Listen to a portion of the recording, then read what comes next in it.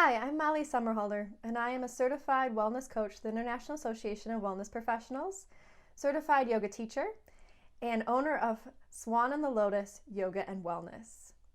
In this video, I'm going to share with you my top 5 mindfulness tools to help reduce stress. So stress is a constant in our life right now. We're trying to go from one thing to the next. We're trying to get the to-do list done. We're even stressed about how stressed out we are. And the truth is we need to find a little bit of peace, a little bit of calming right inside of us. And taking that time can seem like a mountain. Like, when do I have time to even schedule that moment of peace? And so I came up with these top 5 mindfulness practices that I use myself, and they really helped me with my stress over the years of career and life balance and just personal balance and anxiety and stress, that all that came on top of me. And so I wanted to find a way, and using these mindfulness tools helped me kind of settle back in, remind me where I'm at in this present moment, because we get so wrapped up on where we need to go in the future or what happened in the past that we're not just being present in our bodies and with ourselves. And so I was also noticing as I was developing these what my clients needed too. Maybe they're transitioning into big life changes and they're trying to move past that stress and want a less stressful life. I think majority of us want a less stressful life. But I really wanted to find something that was accessible for everybody. Sitting in meditation for 20 minutes when your mind is chattering at you or you have the to-do list is really not something that's going to be beneficial for you, because you're not going to be able to take that time and just say, I can relax, because you can barely relax even just sitting, right? So what I really wanted to create was something that was tangible, easy, simple practices to do, even if they're 3 minutes, even if they're 50 seconds, just something to find a little calm in your day. And so I'm going to share those with you, and I hope one of these resonates with you. You can try all 5, or you can just try one at a time, whatever works for you. So the first one is mindful breathing. This one is very simple in the fact that we just mindfully listen to our breath. It stems from a Buddhist meditation of being present and mindfulness breathing. So all you have to do is find a nice comfortable seat and close your eyes. And just notice your breath, inhaling and exhaling through the chest. Maybe focus on the breath coming from the belly, the ribs and the chest, and then exhaling the chest, ribs, and belly.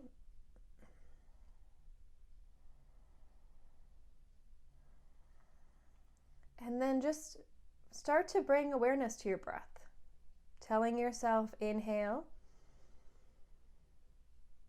and then exhale. And just repeating that inhale and exhale. It doesn't matter how long the breath is, just focus on that for a few breaths.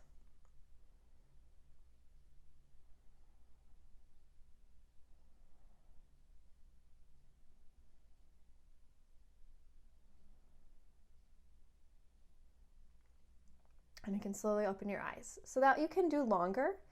And again, that one is just about coming into your body and noticing your breath and being present. You can just notice when you tune into your body just how much that awareness changes, and you feel like a little bit, I got this. So anytime you're in a stressful situation, anytime that you have an email that you need to respond to but you don't know what to say, just taking those few breaths, grounding yourself, centering really helps. Another one is as simple as being present in what you're doing. So many times we're so focused on the doing and the constant just being in that motion that we're not physically present in our body to really be doing something, to really be present in ourselves. So whether that be playing with your kids or your grandkids, writing that email in a present way, or, washing the dishes, cleaning the house, reading, whatever it is, just really focus on that task. We love to multitask, and we think by multitasking, we're going to get a ton of stuff done. And the truth is you get more stuff done if you focus on that one thing and just get it done and do it the correct way. And so being present with ourselves, being present in our projects, being present in our life is just going to really up the ante on how much peace we bring in, because we're really going to notice how fantastic things in our life are, because we really take for granted those things too. So being present. And then talking about, spending time with your family, being present. One of the other things, this is the third thing. So the first one was mindful breathing. The second one is being present. The third one is about just being with people that you connect with. So people that you have a really great time with and you just laugh and they get you. They understand you. I've talked about in my videos previously about boundaries and good relationships. And this is another one that comes into it. It's just, there's that friend that you haven't seen in forever and you call them and it's like no time's passed and you laugh and laugh and laugh. And you don't feel like you ever have time to call them because they're busy and you're busy, but make that time to do that. Or meeting up with a friend, getting coffee, whatever it might be that you enjoy together, make sure that you put those things, even if it's once a month, even if it's every 3 months, making sure that you put that on your schedule, something to look forward to, some kind of connection with people, even the people in your family that maybe you live with and you just are going about your day and you're not taking that time to really connect with those people. Sit down and have a conversation. Really listen to each other, not responding just to respond, but really listening to each other, seeing how your day went, understanding what's going on. It's really key. And then the fourth one goes back to the first one, but just in a different way. And this one is called breathwork. So it's also known as prana in yoga. Prana is life force, but it's also breathwork. And so we start out with breathwork because that's before we would get to the advancement of pranayama. So some breathing techniques that are helpful is that 3-part breath that I mentioned. It's also if you inhale through your nose and then sigh it out, just doing that a few times. Inhale and just feeling that release. Another calming one is that 3-part breath, but we pause. So you inhale, pause at the top of the breath for about 2 counts, and then exhale. And usually what you can do is close your eyes and do 5 counts in. And then you pause for 2. And then you can exhale 7.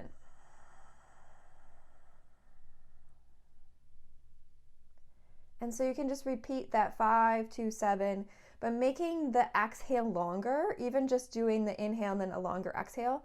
The longer exhale signals to the body it's time to relax. So those are just a few simple things that you can do anytime during your day. And then the last mindfulness practice that I absolutely love is mantra or affirmations. So affirmations are known as the I am statements. So I am peaceful, I am worthy, I am relaxed, I am okay. Sometimes in the morning, just telling yourself as you wake up, I'm okay, I'm okay, I'm okay. Because repeating that to yourself signals to you that you are okay. And so you have to tell yourself, you have to remind that self, because the brain wants to go in places that's telling you you're not okay, and you want to make sure that you're okay. So those are affirmations, those I am statements. I am bountiful, I am blissful, I am all these things. There's these affirmations to get us through the day. And then there's mantra, and mantra is a mindfulness tool. And it's something that has been around for a very, very long time. And what I love about it is that mantra, it's a repetitive structure that we're already doing. We're already telling ourselves mantras, whether they're the mantras we want or not. And so they kind of come in line with the affirmations, right? They can be somewhat in English and some not. But I like mantras in Sanskrit because Sanskrit is a vibrational language. It actually has a vibration to it. And so it creates these vibrations without even knowing what's going on. And so I can talk so much more about them, but we don't need to make this video forever. So I'll briefly just mention that mantra is an old ancient practice. It is stemmed from the Eastern tradition. There's Buddhist, Hindu, all different types of mantras out there. Again, you can also do this in your form of spirituality. There's mantras in every form of spirituality. So finding what connects with you and what resonates with you. Personally, for me, I like mantras that are in Sanskrit and that are more to the Hindu-based tradition. So I like Om Shanti, which means peace. There's seed mantras too and longer mantras, but Om Shanti is a beautiful one just to start out with. It's peace, peace. Tibetan mantra that's really great is Om Mani Padme Hum. That one's the mantra of compassion. There's also so many more depending on what lineage you want to go from. So I suggest if you're interested in mantra to just kind of start looking it up, kind of seeing what's out there. There's amazing mantra singers and teachers. I as well teach mantra and can do that online. So just kind of start that process and see if that's something that you gravitate to. It's amazing when I started doing that bhakti mantra practice, how much my meditation practice changed in doing that. So those are the top 5 that I recommend. So there's something for everybody, and depending on where you are in your life, maybe one of these resonates for you, maybe they will down the line. So again, those top 5 are mindful breathing, being present, connecting with people on a conscious level and subconscious level, breath work, and affirmations and mantras. I hope one of these helps you. I hope you go and try as many as you'd like and see if you can find a little bit of peace throughout your day.